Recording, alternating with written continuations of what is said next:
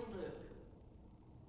Now on that same day, 2 of the disciples were going to a village called Emmaus, about 7 miles from Jerusalem, and talking with each other about all these things that had happened. While they were talking and discussing, Jesus himself came near and went with them, but their eyes were kept from recognizing him. And he said to them, "What are you discussing with each other while you walk along?" They stood still, looking sad.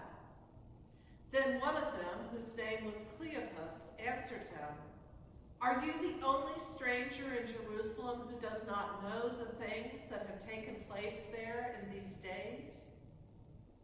He asked them, "What things?" They replied, "The things about Jesus of Nazareth, who was a prophet, mighty in deed and word before God and all the people, and how our chief priests and leaders handed him over to be condemned to death and crucified him. But we had hoped that he was the one to redeem Israel. Yes, and besides all this, it is now the 3rd day since these things took place. Moreover, some women of our group astounded us.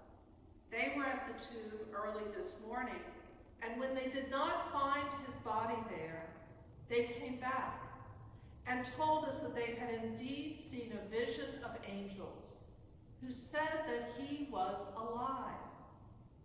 Some of those who were with us went to the tomb and found it just as the women had said, but they did not see him." Then Jesus said to them, "Oh, how foolish you are, and how slow of heart to believe all that the prophets have declared.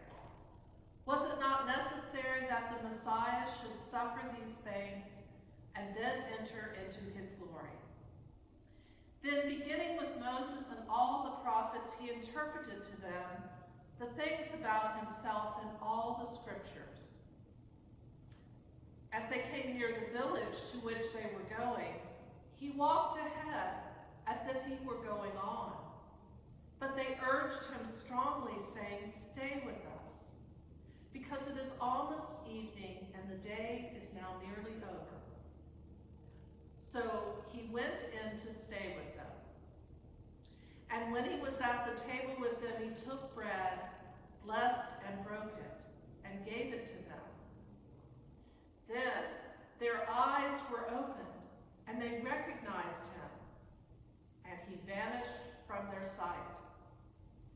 They said to each other, "Were not our hearts burning within us while he was talking to us on the road, while he was opening the scriptures to us?"